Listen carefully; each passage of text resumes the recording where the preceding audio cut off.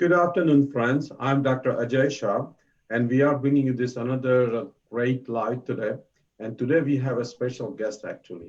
And I think many times I realize myself, and I also tell all our friends and followers that a person who is walking the talk and person who is actually living the lifestyle of whole food plant-based is actually better than many times professional and doctors who come with the knowledge. So I think today we are bringing a guest who just has started this whole food plant-based no oil journey, and we will be actually taking on a ride with her, and hopefully for next many months, many years, as long as she has time and she is willing to come on our page. Because I think from tagging along a person who is living the healthy lifestyle is much easier for some of us instead of keep reading and keep inventing our own plan. I always have learned that when we have a mentor, when we have a guide, it's always easy to follow a plan. And I'm hoping that our guest will be a mentor and a guide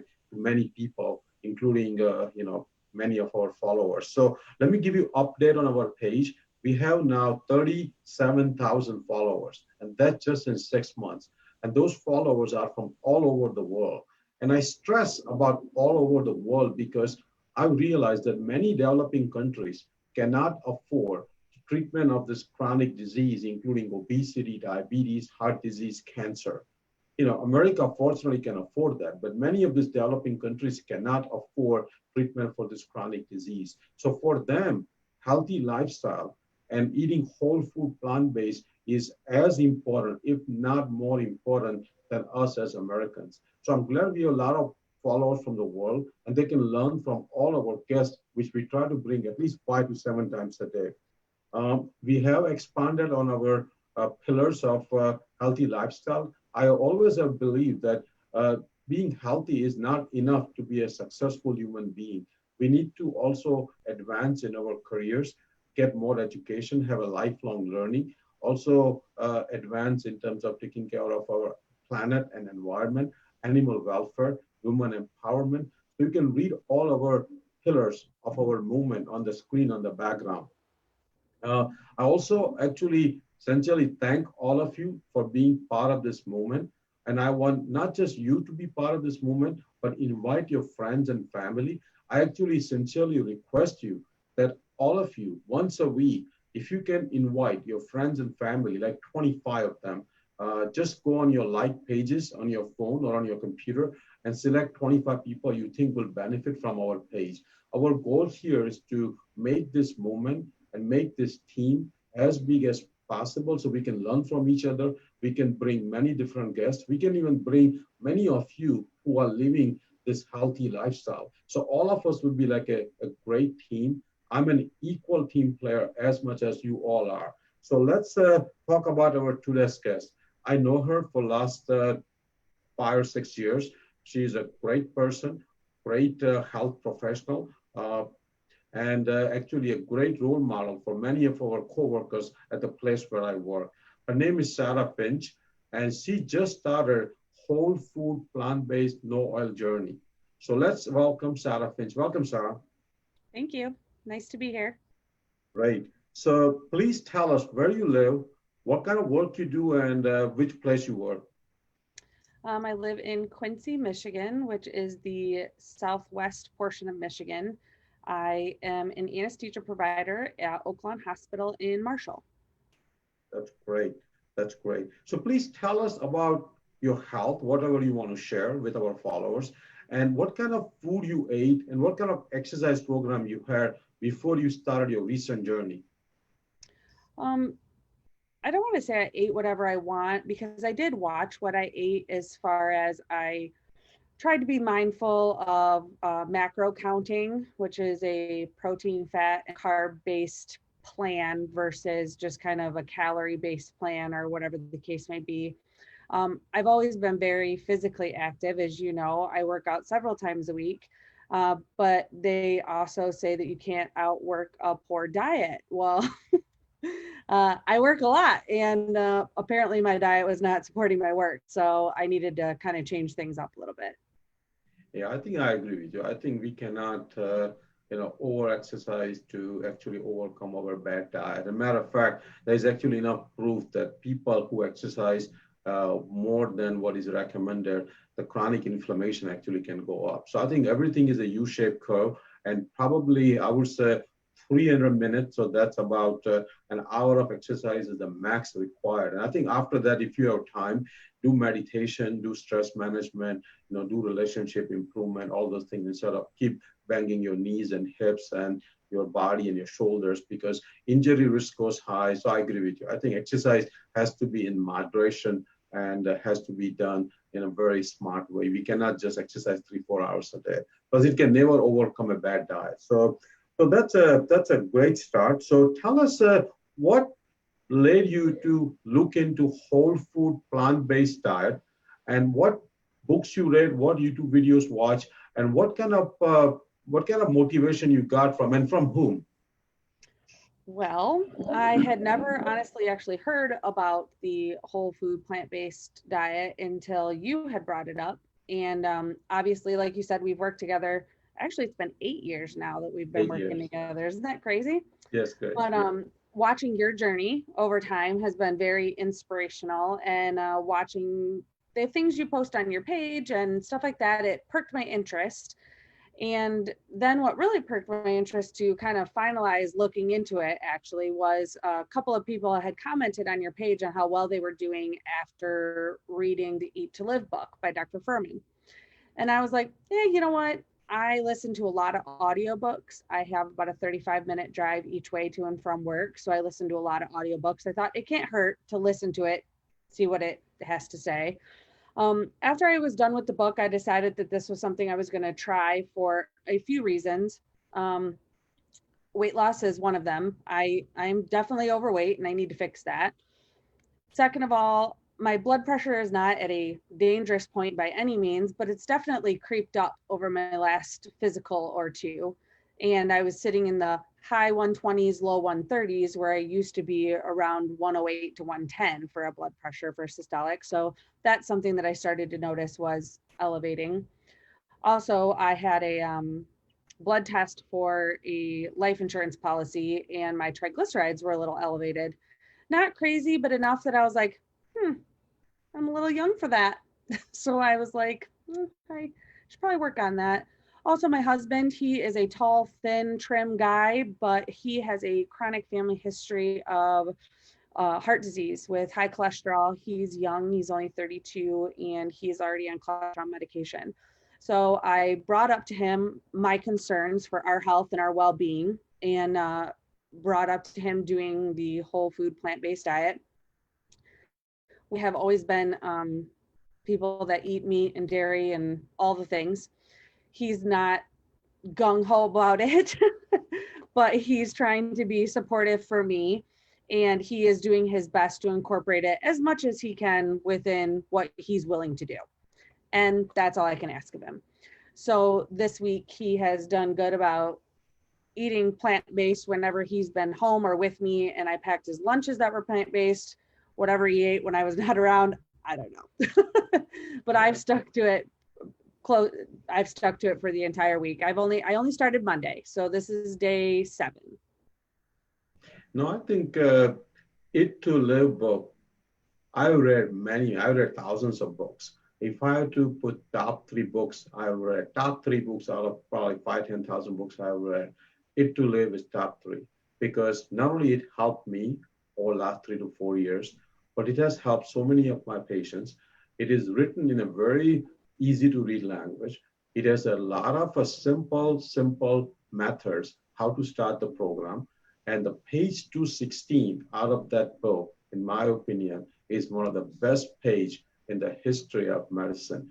If a person follows page 216 of It to Live book, the weight loss and the health improvement is so quick, and it makes you feel so good so quick that you almost feel like why you did not do it before. So I'm glad It to Live book is becoming part of your life, part of our followers' life. And I'm going to actually start posting page 216 on our page periodically for the people who don't have access to that book. That page itself is enough to start a great healthy lifestyle. So please tell us, you started on Monday. How did you prepare few days or few weeks before to start this journey in terms of creating a schedule, going a grocery shopping? I saw you picked your pictures you sent me from the grocery store about what you bought. So please tell us, how did you make the grocery list? And when you went to buy the groceries, how easy it was to find those groceries, and how expensive to start the whole food plant-based no oil journey? Okay. I meal plan on a regular basis or meal prep on a regular basis, where usually Saturday or Sunday, whatever fits into my husband and I's life.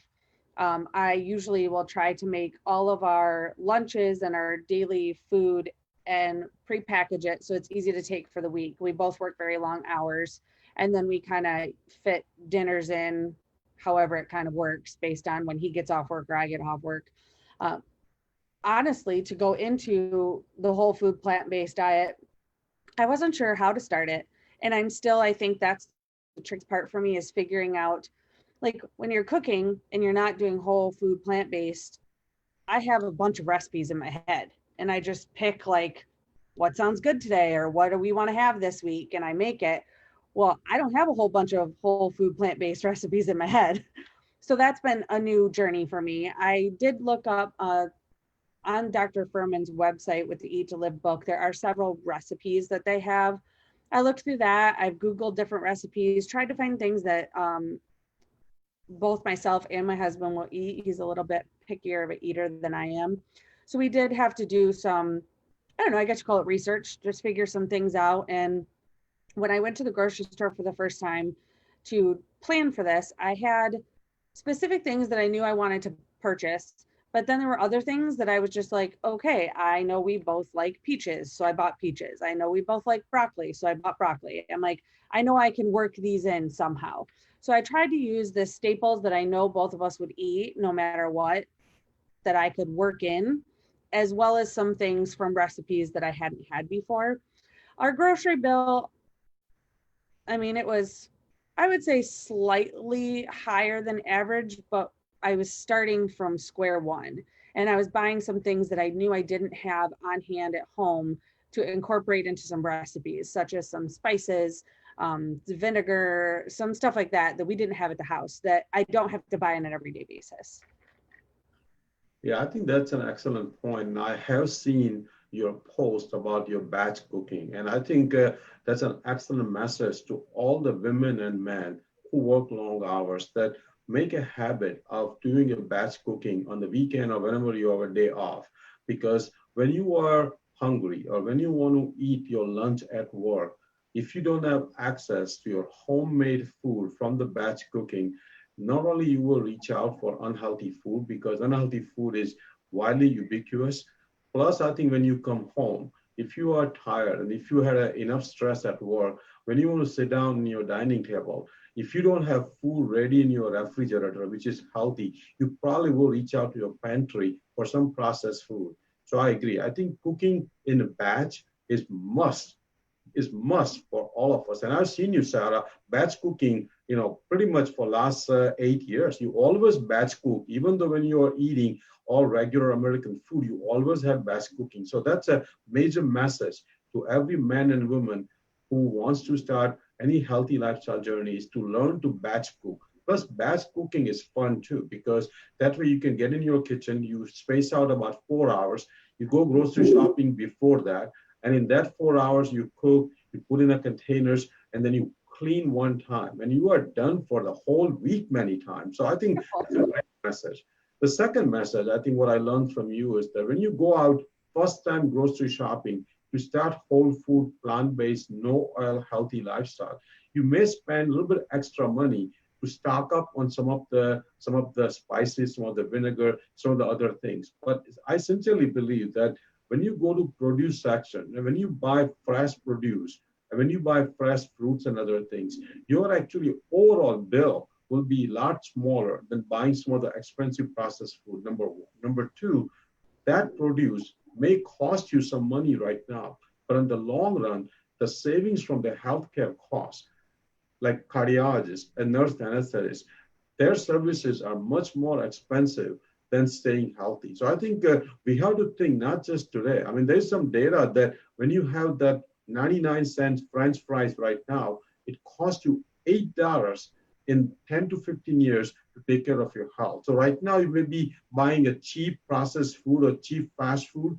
but in the long run, you'll be paying a major health price, cost price, and also a lot of suffering. So I think when you start health, whole food plant-based journey, in the beginning, you may feel like you are putting some upfront cost, but truly it's an investment for next 20 or 30 years. So please tell us, Sarah, that when you had started on Monday, what did you eat Monday? I saw some of the pictures, and if you remember from a few days back, what was your first day on whole food, plant-based, no oil journey, and how did you feel in the evening when you finished that day? One more thing about batch cooking. My favorite phrase is if you fail to plan, you're planning to fail as far as following what you're eating. So that's a big phrase that I remember in my head when I like don't want to do it. I'm like, if I don't do this, I know I'm planning to fail for the week. So Yes, that's my little phrase on that. But anyway, yes, Monday, let's see, what did I eat Monday? I started off pretty simple just because like I said I was learning. I made myself a smoothie on Monday, a spinach and fruit based smoothie with some vegan protein powder in it as well as some hemp hearts. And I take CBD oil and I do put my CBD oil right in my smoothie. It's great. So that helps too. I have learned a lot about things that I didn't know as far as like hemp hearts being so full of protein. So that's a nice thing. For me, I work out a lot. So one of my concerns with going to a plant-based whole food diet was how was I going to get appropriate amount of protein. I learned a lot from the Eat to Live book about how much protein there really is in vegetables comparatively. So that was good too. But I found some other ways to kind of up my protein intake. Um, and then for lunch, I had a salad. And for dinner, I made veggie stuffed zucchini boats. My husband, I've been wanting to do a garden for years, and we moved into a lake house, and there just wasn't a good place to put one. So he built me a raised garden box this year, and we have vegetables, and the zucchini actually came from our garden, which was really cool. So that's what I had on my first day. At the end of the first day, honestly, I felt fine. I didn't have any issues. And honestly, this week I have felt really good. I will say Tuesday night, afternoon, late afternoon, I did have a pretty bad headache and I kind of felt ick. But I normally drink, this is 40 ounces of water. I normally drink 4 of those or so a day. And my day was very busy in the operating room, and I probably only drank a half to 3/4 of one. So I think it was more of a dehydration issue than necessarily changing to plant based. I got home, I drank like 2.5 of those, and I made my second dinner, which was delicious, by the way, and ate, and I felt fine after that. So honestly, this week I felt pretty good. no, I think you made some excellent points. Number one, to further expand on protein, to be honest with you, protein has been an overemphasized macronutrient in this country. We actually, as American, I don't, and now you don't, but we as American eat 2 to 3 times more protein than what is recommended. And actually, now we know that people who eat a lot of protein, particularly people who eat a lot of branched chain amino acids, they live actually long. So the ideal macro ratio, in my opinion, and it's been proven from many blue zones where people live long up to 100, live healthy, ideal macro ratio is actually 70% whole food plant-based complex carb, 20% fat, mostly poly and mono, and only 10% protein. So when I talk to my personal trainer, he wants me to eat 1 gram per pound of protein. That's like 2 to 2.5 times than what is recommended and what is safe. For a person like me, I need no more than 70, maybe 80 gram of protein. Even people who lift weights and want to build a lot of muscle, then nobody needs more than like 90 to 100 gram of protein.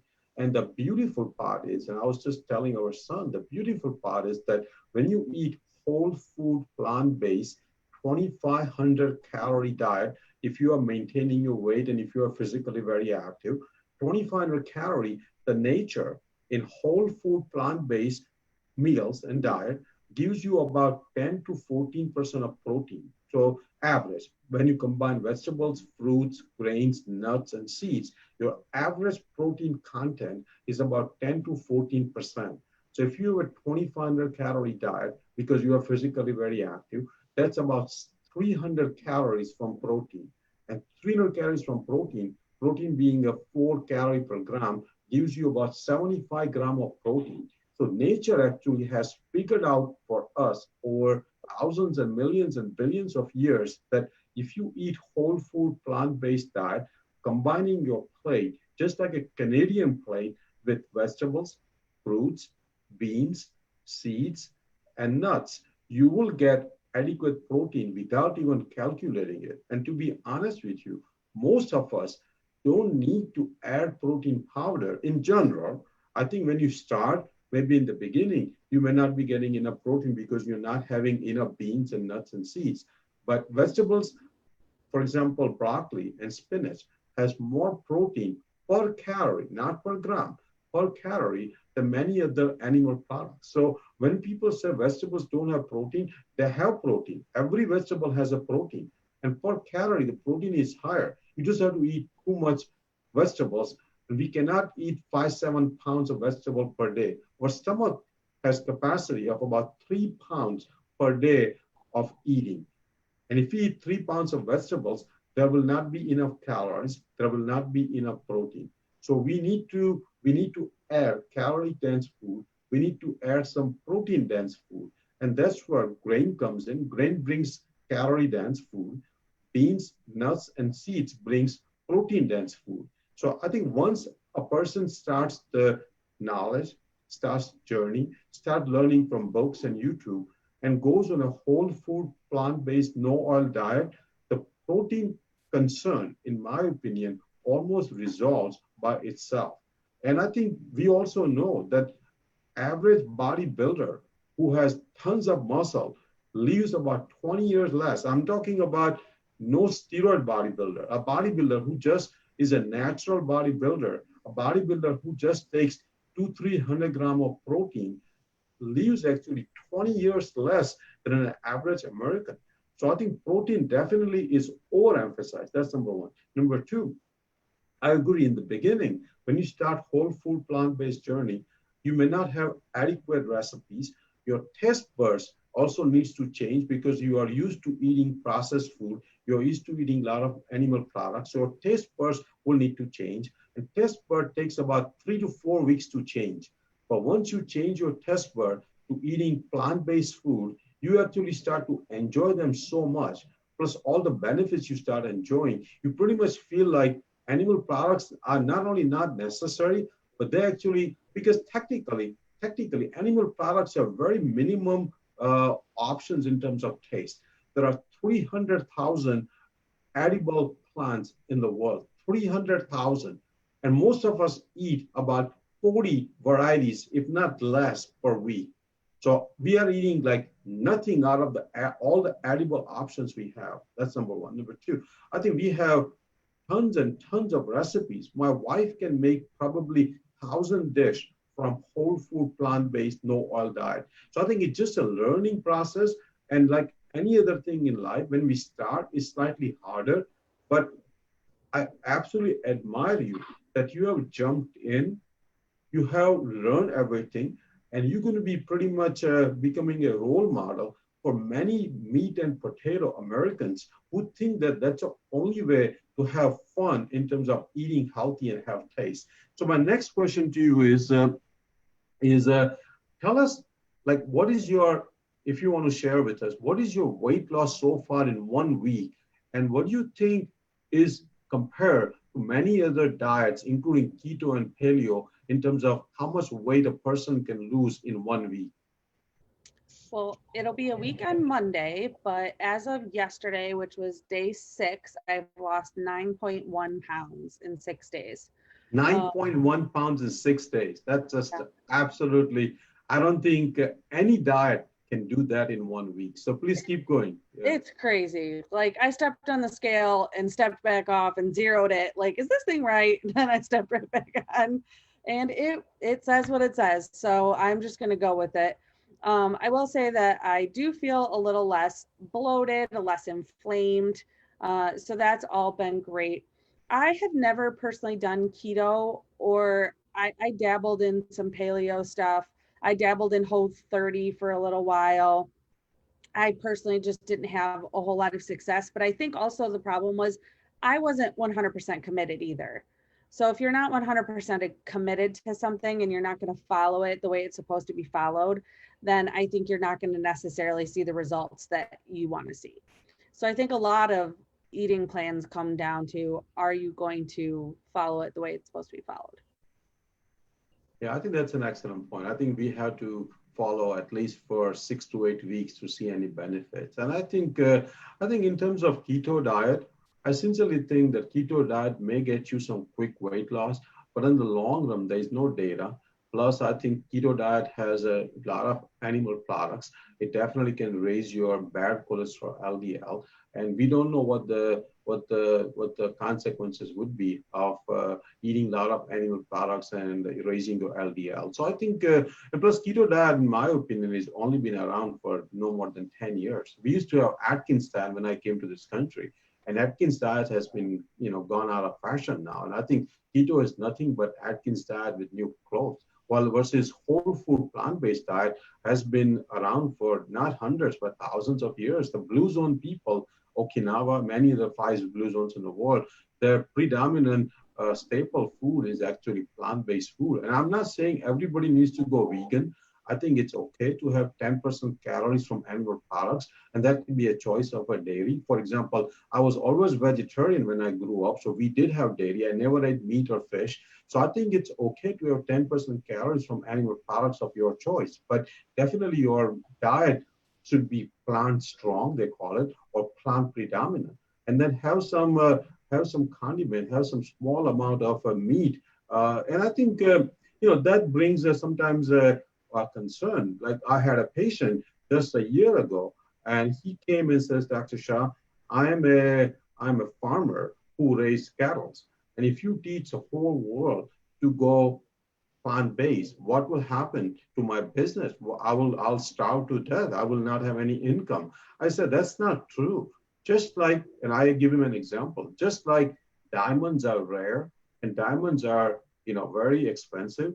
I said that, and every person wants diamond, every woman buys diamond. I think I said same way, make a meat item, make an animal-based item, a item of a treat, item of a luxury, charge more, people will buy less, but the overall profit will be higher because it costs more. So your income, I told him, I said, your income will not go down, but people will just eat less of it. And I think to me, that's the way our society should be going. Make a steak, an item of a treat, which you eat like once or twice a month and cost like $100 for a small steak. So that way you will eat less, but you will not be affecting any farmers who raise cattle and cows. So I think to me, we just need to start having a different way of handling how we go whole food plant-based instead of just thinking that, plus I think to be honest with you, even when we look at the paleo diet, the ancestor paleo 20,000 years ago were mostly gatherers. They were not hunters. Their day-to-day diet, and we know that from analyzing the stool data, that they ate most ancient paleo before 20,000 years ate about 100 gram of fiber, 100 gram of fiber. And to eat 100 gram of fiber, they must have eaten about 3 to 5 pounds of vegetables and fruits. And so if they ate 5 pounds of vegetables and fruit, their stomach must be full enough day to day that they probably had a very small amount of meat. And many times, with the tools we had 30, 40,000 years ago, it was very difficult to hunt down an animal. So I think most of them, so current paleo has a 35% protein, tons of animal products. The thing I like about paleo is that it has a no processed food, no grain, no dairy. So I understand paleo has some good aspect to it. But the thing I don't like about paleo is that it has so much protein in the diet. Paleo is actually the highest protein diet. Paleo has a more protein than even keto. Keto is about 25% protein. Paleo is about 35% protein. And like I said earlier, protein actually is, in my opinion, is one of the worst macronutrient if you want to live long. Nobody should have more than 10, maybe max 12% of protein calories from the diet. So again, all the thing what you are going through is what I went through 3 years ago. Fortunately, I was vegetarian, and giving up dairy was very hard thing to do. And even like right now, when we go out with our friends, if they're eating cheese, I don't say no to it, because I think when you go out with friends, you don't want to be oddball and says I don't eat dairy or I don't eat cheese. So it's okay to have once in a while anything you like, including red meat, but make that as a treat instead of a routine. I think Americans have animal product with breakfast, with lunch, and with dinner. That needs to change. So uh, let me ask you another simple question. What else you are doing right now? I think you are eating whole food plant based. Tell us about your exercise program, because to be honest with you, I've been impressed the way you lift and the way you do cardio. You got your Peloton bike now, and you can be a biggest motivator for many women who are at times afraid of lifting weights because they think that they will become too muscular. And at times they are afraid of doing a regular cardio. So tell us your philosophy in terms of lifting weight as a woman and doing your Peloton bike experience. Well, I've always lifted my entire life, just about. When I got out of high school, I ended up meeting a personal trainer who changed my philosophy on working out as far as cardio versus lifting. And I fell in love with lifting weights. It's so good for your body in so many ways. Not that cardio is not important, because cardio is definitely important. I love my Peloton. I ride 5 to 7 days a week in my Peloton. And I usually do strength at least 5 days a week. So I usually lift at least 5 days a week. Right now, with COVID going on and all of those things, the gym is not as accessible. So I haven't been lifting heavy, but I've been still lifting weights at home. I do miss lifting heavy for sure. The one thing that I like about lifting weights, especially as a woman versus doing cardio, is cardio burns calories while you're doing it. But once you're done, it's done. Whereas when you're doing weightlifting and lifting lightweight or heavyweight, when you do it on a continual basis, it helps you grow your lean muscle mass. Lean muscle mass continues to help burn calories and fat in your body once you're done working out. So just because you're lifting weights doesn't mean you're going to become some ripped, huge, ginormous woman that looks like a man, muscly wise. It can create lean, toned, sexy muscles that are healthy and are helping your body continuing to burn fat and calories once you're done with your workout. So I will say that I'm more lifting based than I am cardio based, but I got my Peloton and I just can't help it. I love that thing. Yeah. No, I think I agree with you. I think lifting weight, when we talk about physical activity, cardio, lifting weights, and stretches and yoga, all three are equally important. And that typically becomes more important as we get older. As we get older, we start losing muscle mass, and regular lifting is must. And like you said, it can be light lifting or it can be heavy lifting, whatever your preferences are, whatever you like, whatever you enjoy. And it can be either body weight, the calisthenics, or you can do free weights, which sometimes women don't feel comfortable doing free weights, but many women do that. Or it could be machine assisted weight training or weightlifting, which most women prefer because it's less safer and they don't need to have a spotter to spot you when you do the free weight. So I think I agree with you. Lifting weight is must. I think when you lift weight, not only it increases your lean mass, it increases your basal metabolic rate. So like you said, you are burning calories even when you are resting, when you are sleeping. Plus, it has a lot of benefits in terms of fall prevention. It also prevents pre-diabetes and diabetes. It also prevents osteoporosis when you lift weights in a regular way, which is very major issue in women. So I think lifting weight is must. Cardio is also must, and stretches and yoga is must. So I think I highly agree that actually I've seen your program about lift, and you are a very dedicated person when it comes out to lifting weights. And I think sometimes I've seen you, maybe you can tell us that I've seen you going at like 4:30 in the morning to your gym to lift weights. I mean, that's a major dedication. I think one thing I must say that if I learn one thing 100% from you is your dedication to exercise and lift weight.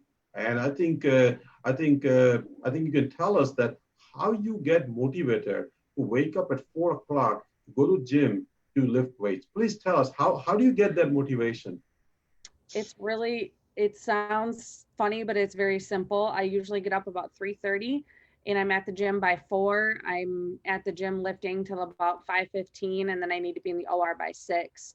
Um, it's a matter of my job is very stressful and my job is very mental, and lifting lifting weights can be a very mental activity even though it's physical at the same time. You have to push yourself mentally to do the things physically. And by the time I leave work, because I work long hours, I'm too tired. And if I go to the gym, I've tried it, I just don't lift as effectively. I'm not quite as strong. I think it's just because I'm tired at the end of my day. So a lot of times, if I wait to go to the gym till after work, I'll find some reason to talk myself out of it because I'm tired and I won't go. Whereas if I go in the morning before work, I have no excuse. I get up, I get it done, I go to work. And then when I get home, if I feel like jumping on my Peloton bike and getting a quick ride in to get a good sweat on before I go to sleep, then I can do that. But if I don't, at least I know I got my weightlifting in for the day. And I just know myself very well to know that if I don't get up and do it, sometimes it doesn't get done. And it's a priority to me. So I lose that extra hour of sleep to make that appointment with myself. Yeah, I think that's an excellent point that if you want to, achieve anything specific, do it in the early morning before your day gets going. I think in the evening, it's just very hard. I think Yeah. we all have to plan our day, obviously, but if you want to get, things accomplished, try to get it done before anybody wakes up and you are done and you are out of the way. So my next question to you is how is your sleep and what do you do to get a good night's sleep? Because sleep is a major issue in America. So how do you manage to get a good sleep to wake up at 3 o'clock, 3:30? Well, I go to bed kind of early. I'm usually in bed between 9 and 10 o'clock every night. And I sometimes have difficulty falling asleep. Usually, once I'm asleep, I do fine. I exercise is a huge part of it. Also, like I said, I take CBD oil that has effectively helped my sleep quite significantly. And that's one of the reasons I started taking it, is it can help with sleep. Um, that's been kind of like my big go-to. I just try to keep a pretty steady routine. Even on the weekends, I'm in bed at a decent time unless there's some sort of event or something going on. I try to keep a pretty set schedule and try to be pretty diligent about it, and that seems to help. Yeah, I think I agree. I think sleep is as important as healthy eating Oh yeah. and exercise. So I think all of us should try to get 7 hours of sleep. And I think, like you said, a consistent schedule, even including weekends. And if you have a Friday night a little late, I understand, but you cannot party 3 days a week until 1 o'clock in the morning or watch Netflix until 2 o'clock in the morning. We all have done that. No, but I think every week, 3 times a week is just not going to work. And I think sleep, we have a separate video on sleep itself. I think take sleep very seriously for all of us.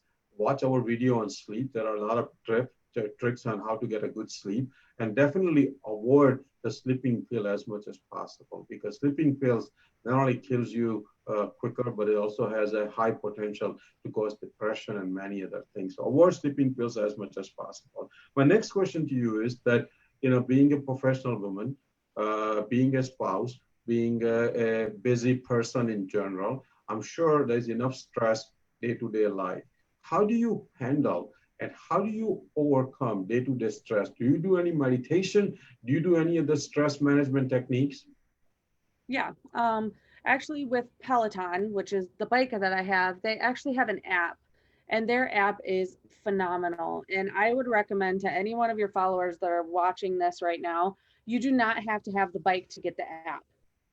And the app has strength workouts, cardio workouts, running and walking workouts, but they also have yoga workouts, stretching workouts, and guided meditation that you can take at any point.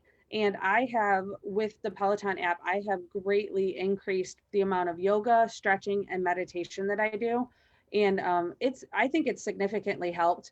It's helped me kind of relax a little bit. It's helped me journal a little bit better because I can focus a little bit easier on my own thoughts and my own feelings, stuff like that. So I would say that that has significantly helped me. So I do that. And stress in itself, exercise is the biggest thing for me. And then probably yoga, meditation, stretching. That's great. Is this Peloton app or Peloton program? Can you do it on a computer also? You can. You can do So it on a computer through the website. what I want you to do, Sarah, in about a month or so, or before that, I want you to come back. You'll be coming back often in our live anyway, but I want you to come back and walk all our followers through that Peloton website for 15 to 20 minutes. So if people want to feel and experience what you use Peloton website and app for, so that way we can share it on Zoom and a Facebook Live, so people can exactly know what they will get out of the Peloton app or Peloton website. So I think we will definitely learn from you, because if you're using it on a regular basis, you can be a better, plus I think it comes from a reviewer instead of coming from the company. People may have better trust in following that. So my next question to you is, uh, uh, what do you like in terms of, I always cover 6 pillars of healthy lifestyle, and relationship is an important pillar. I always seen you in the hospital in terms of not just a smiling face and having a great relationship, but how do you manage relationship pillar with your busy life and day to day? I think sometimes it can be tough, but I think you have to set it as a priority. And I found that be kind to people. The more kind you are to people, you usually get it back in return.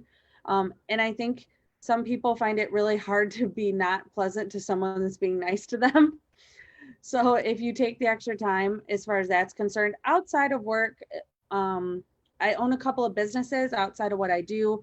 So the relationships I have with those people are probably who I would consider my closest friends. My husband, obviously, family is really important to me. My family lives a couple hours away, but Chris's family is very close. I'm very close to them.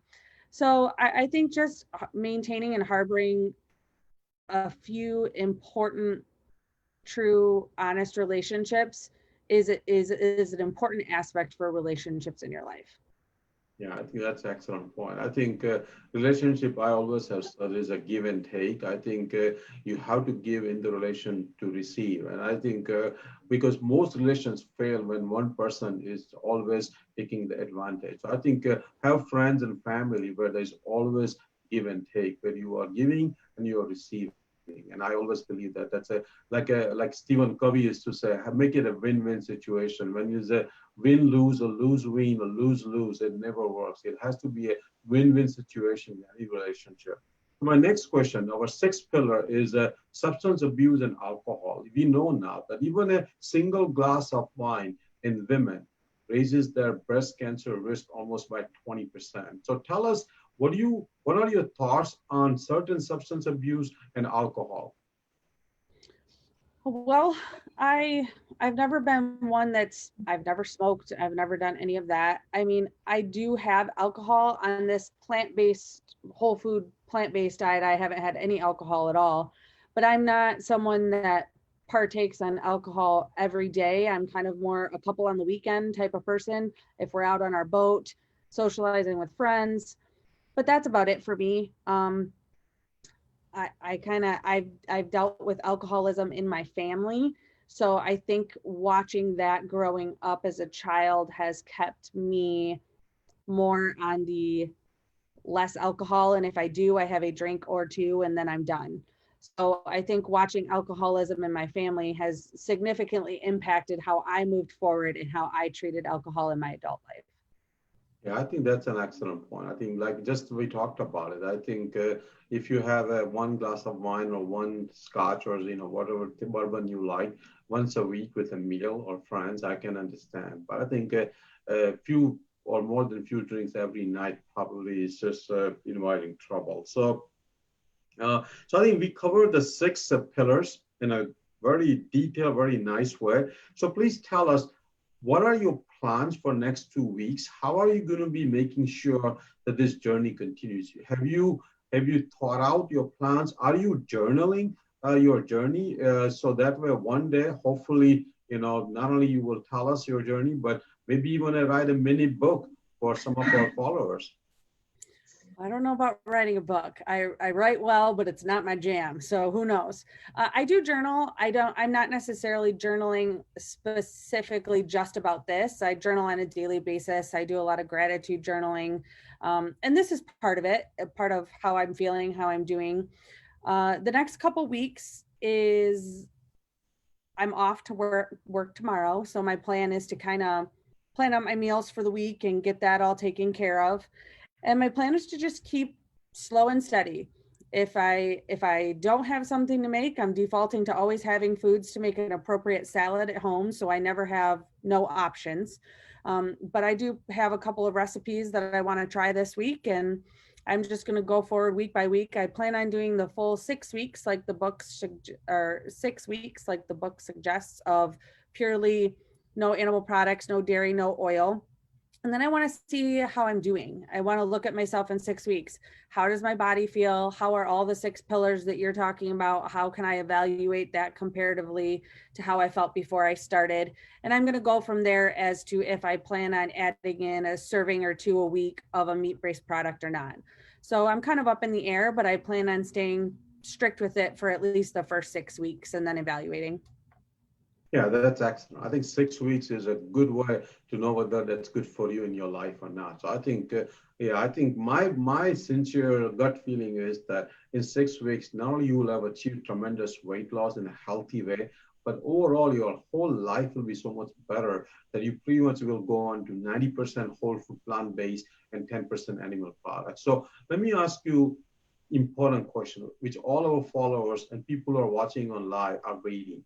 What is your simple 5-step or 3-step method or advice if anybody wants to do what exactly you are doing? How can they start that today? Starting today would be making the decision to do it. I don't think it's something that you're going to try. You're going to do it or you're not. So that would be number one. Make the decision to do it and go with it. Number two, go to the grocery store and check things out. There's so many things at our local stores that I didn't even know existed as far as different vegetables and stuff. I didn't buy them my first day there, but I wrote them down while I was at the grocery store so that I could go home and look up, what is this? How do you cook it? How do you make it? What are some recipes? That way I could prepare myself in the weeks to come to try new things and not get bored. And three, I would say keep the staples in your house that you know you will eat. If you know you will eat a salad with tomatoes and cucumbers on it, always have lettuce, tomatoes, and cucumbers. That way you don't have an excuse to not stay on plan and say, oh, I didn't have anything in the house. So those would be my top 3 tips. Yeah, I think I agree with you. I think you kept it very simple and a person can start. And like I said earlier, that we will post that page 216, the 6-week plan on our page. So people don't have to even buy the book and read the whole book because book may take a few weeks to read. But page 216, people can start overnight. So we will post your recommendations and plus page 216 today. So that way people can start following what you are doing for last 1 week. But to repeat, 9.2 pounds in 6 days is just an absolute great achievement. I think I'm very proud of you. We are very proud of you. And I think we are definitely going to wait for you to come back in a few weeks. Once a month, hopefully you can do it and give us the whole progress and whole report, what you are doing and what other tricks you are learning to stay consistent with whole food, plant-based, no oil diet. So thank you for coming, Sarah. Hope your call goes well tonight. We can see you that you are in your scrubs at the hospital. But if you ever need anything from us, from me, from any of our followers, just go ahead and ask questions. We have some great people who are doing exactly the same what you are doing, so we can learn from each other. We can motivate each other. So let's do it. So thanks again, Sarah, for coming. You're welcome. Have a good day. Thanks.